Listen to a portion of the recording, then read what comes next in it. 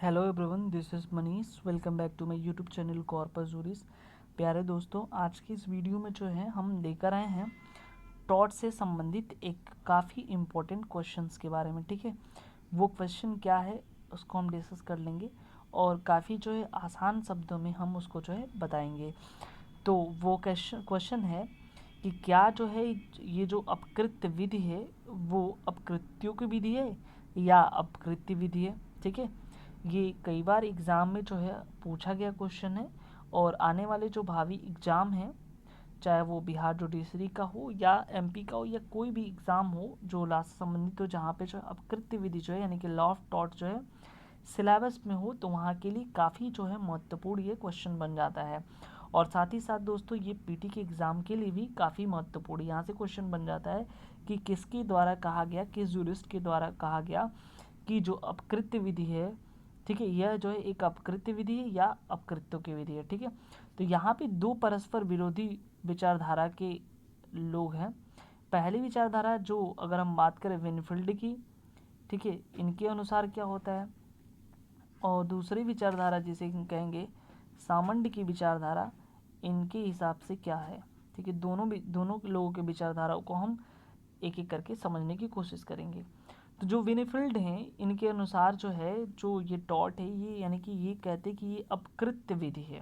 ठीक है, यानी कि कोई भी अगर सिविल रॉन्ग, जिसे जो है सिविल दोष कहते हैं, अगर कोई किया जा रहा है जिसका कोई औचित्य, जस्टिफिकेशन या प्रतिहेतु ना हो, जिस जो क्षमा योग्य ना हो, तो वो माना जाता है कि अपकृत्य है। वहीं दूसरी तरफ अगर सामंड की बात करते हैं, तो ये एक ऐसे जुडिस्ट जो कहते हैं नहीं, ये जो है अपकृत्य विधि नहीं है, ये अपकृत्यों की विधि है, लॉ ऑफ टॉट्स है। ठीक है, आगे मैं जो है इन लोगों का जस्टिफिकेशन को भी बताऊंगा। सामंड कहते हैं, यानी कि इनके अनुसार जो है विधि जो है अनेक जो है विधि में, यानी कि जो लॉ है उसमें जो तमाम तरह के जो रॉन्ग्स हैं वो इकट्ठा क्लस्टर बना करके किए गए हैं। यदि कोई उस रॉन्ग के बियॉन्ड कोई रॉन्ग करता है तो वो जो है इसके क्षेत्र में नहीं आएगा और उसके लिए लायबल नहीं ठहराया जाएगा। यानी कि इन्होंने कहा कि जो लॉ है उसके अंदर एक क्राइटेरिया सेट कर दिया गया है कि इन इन चीज़ों को जो व्यक्ति करेगा या वॉयलेशन करेगा, वो जो है ऐसी रॉन्ग जो है सिविल रॉन्ग कहलाएंगे। लेकिन इसके अलावा अगर कोई रॉन्ग क्रिएट हो रहा है जो इस एरिया के बियॉन्ड है, तो वहाँ पे जो वो सिविल रॉन्ग नहीं कहलाएगा। और ऐसे विधि ये विशिष्ट मामले के अपकार जो है अपकृत्यों की विधि कहा गया, और विनफील्ड के द्वारा जो वो अपकृत्य की विधि कहा गया। ठीक है, फिर से मैं विनफील्ड की बात करता हूँ, जो इन्होंने कहा था अपकृत्य की विधि है। ये कहते हैं कि यदि कोई व्यक्ति जो है किसी दूसरे को क्षति पहुंचाता है, सपोज करिए कि मान लीजिए ए जो है वो क्या कर रहा है, बी को जो है क्षति पहुंचा रहा है, कोई डैमेज क्रिएट कर रहा है। ठीक है, बेनिफिट कहते हैं। तो उसके विरुद्ध जो है अपकृत्य के लिए वाद संस्थित हो जाएगा। यानी कि अगर ए जो है बी को किसी भी प्रकार का डैमेज क्रिएट करता है, तो बी के पास ये ऑप्शन है कि ए के विरुद्ध जो है वो क्या कर सकता है, वाद ला सकता है। ठीक है, चाहे वो किसी भी टाइप का जो है सिविल रॉन्ग हो, ठीक है, किसी भी तरह का रॉन्ग हो, चाहे वो हमला हो या बैटरी हो जिसे संप्रहार कहते हैं, या छल हो या सलेंडर हो जिसे अपवचन जो डिफामेशन में है, ये सारी चीज़ें हो, तो उसके लिए जो वो वाद ला सकता है, चाहे वो विशेष किसी शीर्षक में हो या ना हो। लेकिन वहीं दूसरी तरफ सामंड कहते हैं कि ये जो अपकृत्य विधि जैसी कोई विधि नहीं है। यानी सामंडी जो है इनको गलत ठहराते हैं, कि कहते हैं कि जैसे भी लॉ हो ये अपकृत्य विधि जैसी नहीं है, ये जो है ना वो अपकृत्यों की विधि है।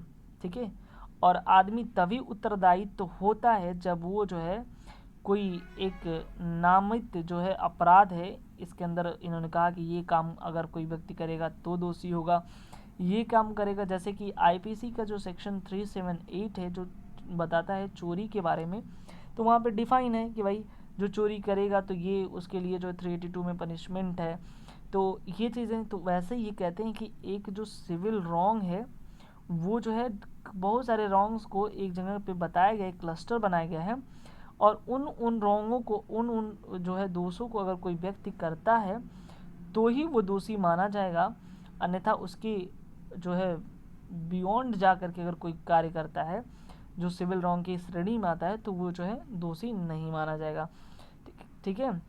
वादी के प्रतिकूल किए गए जो भी अपकार होंगे, ये कहते हैं इनका कॉन्सेप्ट क्या क्या है, जब कोई भी रॉन्ग किसी एक या अन्य नामित जो अपकार है उसके अंतर्गत, अपकृत के अंतर्गत आएगा, तो ये कहते हैं कि उत्तराधिक जो लाइबिलिटी है उसका कोई सामान्य सिद्धांत नहीं है। अगर उसके विरुद्ध कोई काम किए गए हों तो इसे कहते हैं कपोत खाने में फिट होना। इसे देखिए, सामंडी की जो थियरी होती है उसे कपोत खाने का सिद्धांत भी कहते हैं। जैसे उन्होंने कहा कि सिंपल सा पिजन होल थियरी उन्होंने दिया कि जिस पर किसी भी अपकृत का नामांकन रहता है, जैसे कि मान लीजिए वो ये कोई व्यक्ति है ए, ठीक है।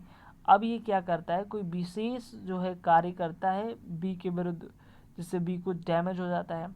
अब ये कहीं ये जो डैमेज है ये कहीं अगर डिफाइन हो और उसके लिए ये बताया गया हो कि ये सिविल रॉन्ग है, तो अगर ये जो रॉन्ग किया हुआ ए के द्वारा ये इस जो रॉन्ग को प्रोहिबिट किया गया उसमें फिट हो जाता है, तो ये माना जाएगा कि वो जो है क्या किया है, उन्होंने जो है एक जो है रॉन्ग क्रिएट किया है। इसी को कहते हैं कपोत खाने का सिद्धांत, पिजन होल थ्योरी। मैं एक बार फिर से समझाता हूँ। सपोज करिए ए ने कोई रॉन्ग कमिट किया बी के अगेंस्ट। अब वो जो रॉन्ग है जो बी के खिलाफ किया है, वो कहीं न कहीं जो है वो उसको प्रोहिबिट किया गया, रिस्ट्रिक्ट किया गया। तो जो रॉन्ग ये किया है अगर इसके दरमियान जो है इसके एरिया के अंदर वो सेट बैठ जाता है तो उसे कहेंगे पिजन होल ऑफ थियरी। ठीक है। यानी कि माना जाएगा कि कोई अगर उसके अलावा अगर कोई जा रहा है, बियॉन्ड जा रहा है, तो वो माना जाएगा कि जो प्रतिवादी है वो कोई अपकृत्य किया ही नहीं। ठीक है। तो दोनों, चूंकि दोनों जो विधिवत्ता हैं मतभेद के कारण है, इन लोगों के बीच कोई अपकृत्य कहता है कोई अपकृत्य विधि कहता है। तो वेनेफील्ड की एक पुस्तक है जिसे लॉ ऑफ टॉट कहते हैं, ये कहते हैं कि अपकृत्य विधि है। जबकि सामंड की एक पुस्तक है जिसका शीर्षक है लॉ ऑफ टॉट्स, यानी कि अपकृत्यों की विधि है। ठीक है।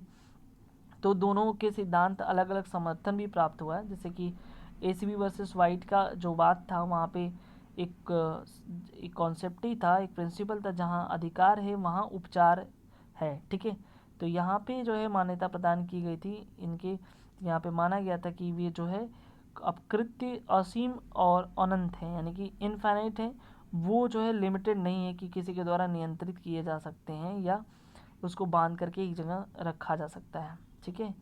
तो काफ़ी इस वाद में जो है लोगों ने इसको समर्थन दिया। ऐसे तमाम वाद से जहाँ पे इन सिद्धांतों को जो है कहा गया, लेकिन ये मान के चलिए कि यहाँ पे जो है जो विधिवत्ताओं का जो मतभेद के कारण है, ये दो ही विधिवत्ताओं का, एक लॉ ऑफ टॉट्स को मानते हैं, एक लॉ ऑफ टॉट्स को मानते हैं। ठीक है। तो आई होप ये चीज़ें आपको समझ में आएगा, काफ़ी इंपॉर्टेंट है दोस्तों। और यदि आप मेरे चैनल में नए व्यूज़ तो प्लीज़ सब्सक्राइब जरूर करें और लाइक कमेंट करना ना भूलें। Thank you very much.